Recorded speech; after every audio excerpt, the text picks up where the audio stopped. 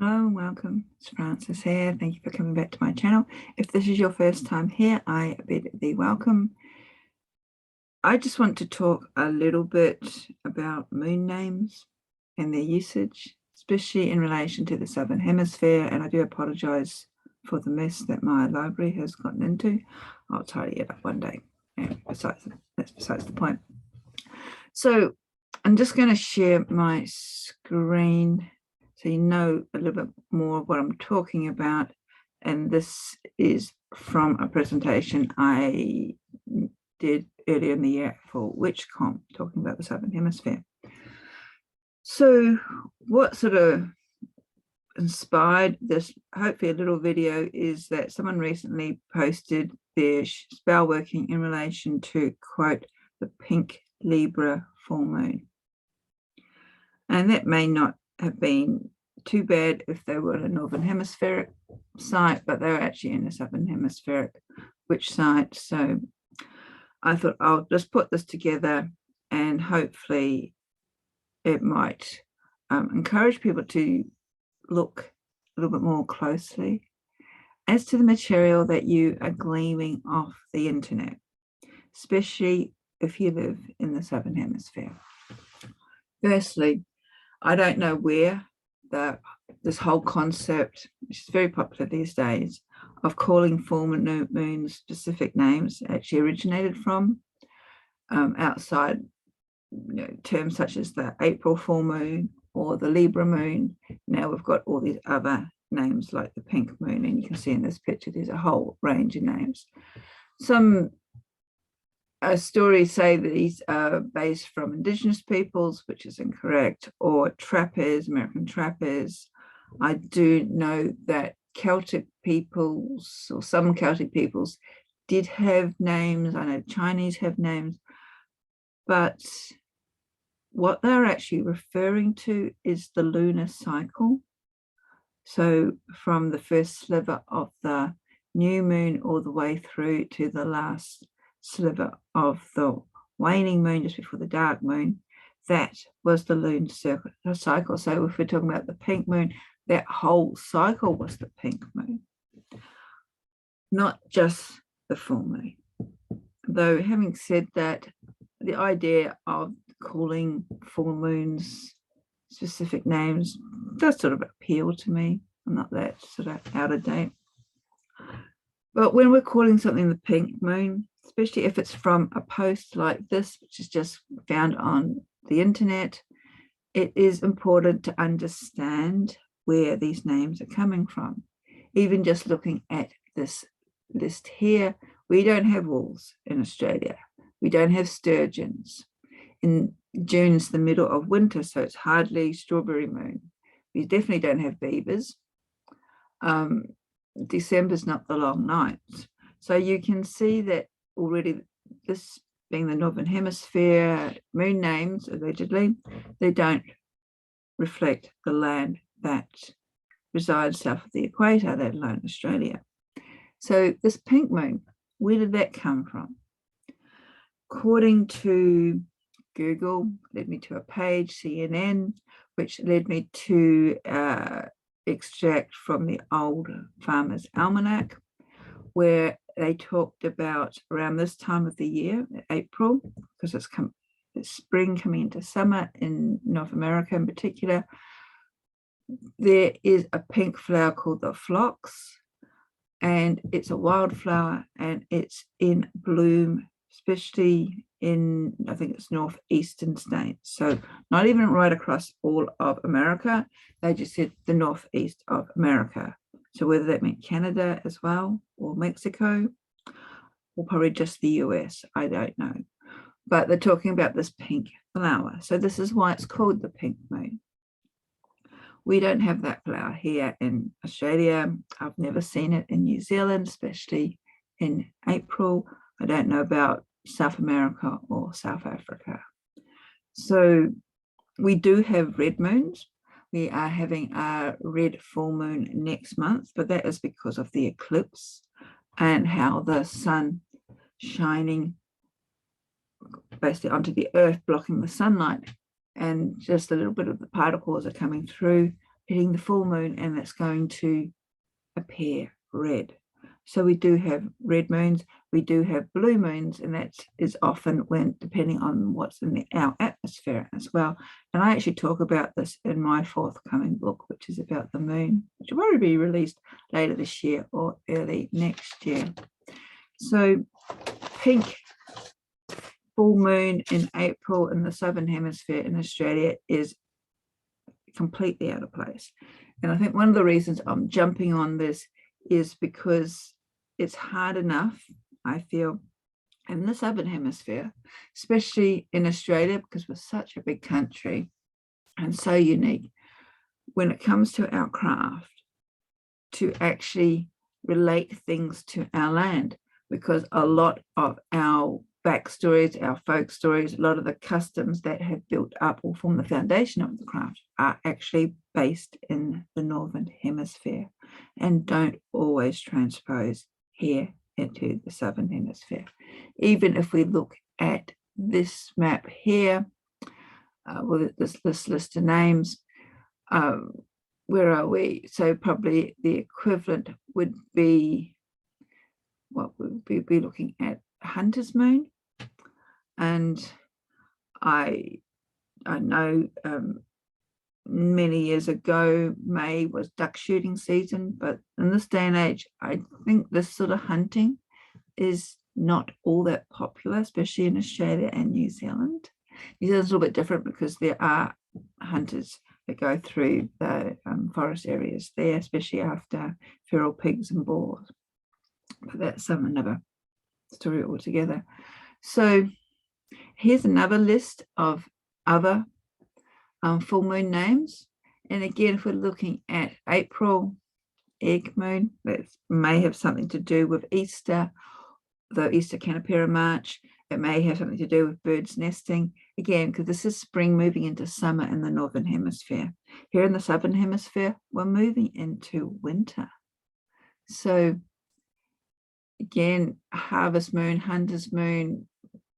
Yeah, well, we've had our harvest, so that's March. So what do we do? And I think the easiest thing is look to your natural environment. What is happening there? So I don't know what site I got these from. I think the person was based in Western Australia in Perth, because they don't all add up to or reflect what's happening here in South Australia where I live. But for example, they have put fire moon for January, which makes lots of sense. January can be a hot month with bushfires.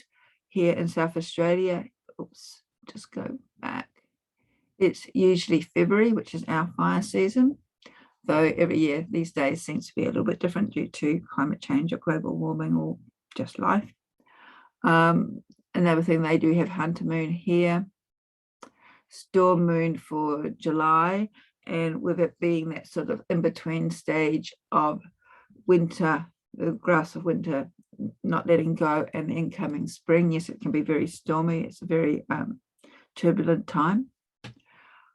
September, bird moon, and if you see there's a magpie.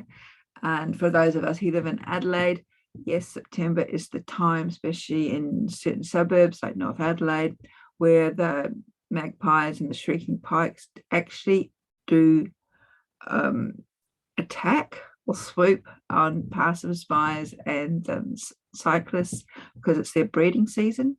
So I actually personally call September swooping terror moon for that reason, because these birds can be quite dangerous. There's been cases of people having and sustaining injuries from these birds' attack, but they are protecting their territory.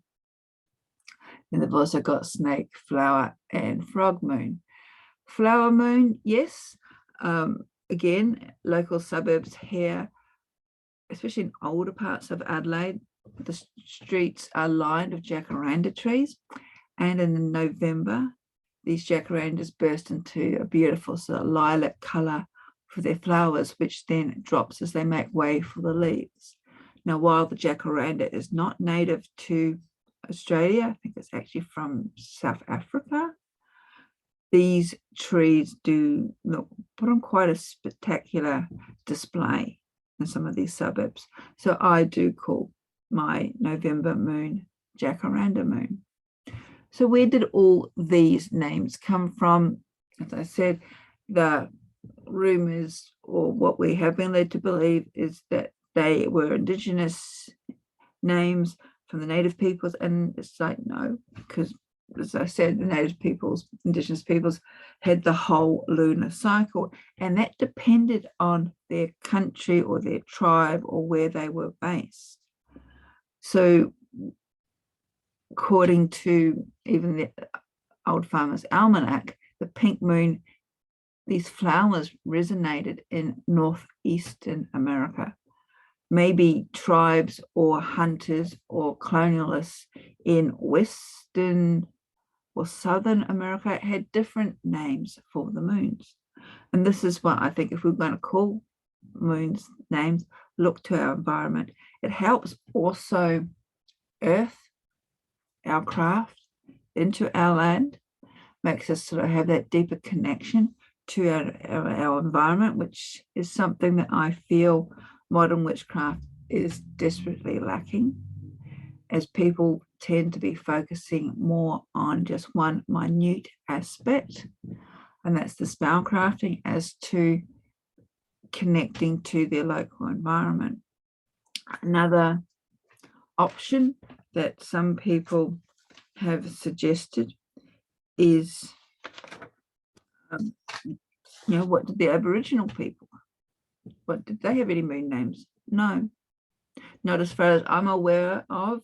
I only know a little bit about the Ghana people here in South Australia. They had more seasonal observances, and their seasonal observances largely coincided with the Western ones, with the 4 seasons. They didn't actually have specific moon names because they didn't really observe the moon in that way.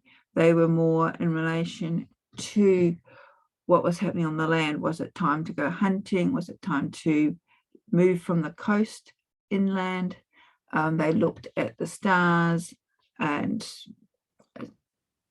other observances like that. And I've mentioned on some of the Sabbath series that I've done, one star in particular, the Pana, is a star that sort of denotes autumn, this time of the year, autumn leading into early winter. And even modern astronomy doesn't, or is not able to pinpoint which is the Pana star. It's one that's very close to the moon and it sparkles, shines very brightly. So that could be a whole number of stars. But they also followed animals and bird life and looked to see what was happening, with the not jacarandas, but with the acacias and the gum trees. And different gum trees have all different flowering seasons, and birds are attracted to various gum trees as well. So they observed all of that. So instead of calling the April moon pink moon, maybe it should have been called something that reflect the local environment in which you lived. If the moon was later in the month, I would say maybe death moon or ancestor moon, especially if it's closer to Anzac Day, which is the 25th of April, or the Southern Samhain, which is the 30th. But because the moon this year is in the middle, death moon or ancestor moon sort of seems a little bit out of place at this present point in time. So it could be something like relaxing moon or lack of water moon, because we've hardly had any rain for the last couple of months. But if you've been living on the eastern seaboard, you probably could call it flood moon, because you've had all the rain up there. So I think it is important for us to know where these sources are coming from. This is something that my teachers have always taught me. Don't trust everything that you read or see, especially this day on the internet. Use your nous, do your own research.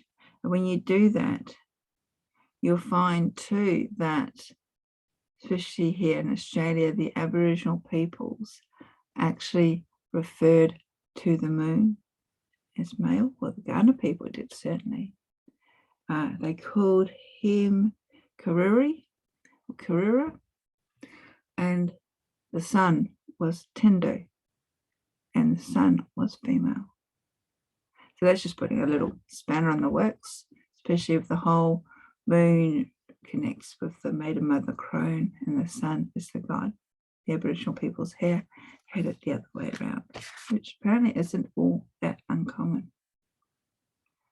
So, yes, no pink moons in April, please. You could call it ant moon, bird moon, something else. And there's no right or wrong, especially when you use something from your own environment, as opposed to merely copying something that no longer applies or has never applied to us. I suppose at the end of the day, it's entirely up to you what you want to do, but if you're trying to make your witchcraft resonate more in your life and your land upon which you reside, you need to start building up these relationships. You need to start being able to earth your craft. And the best thing to do that is to look and see what nature is telling you. Hope this has been of some assistance. Take care.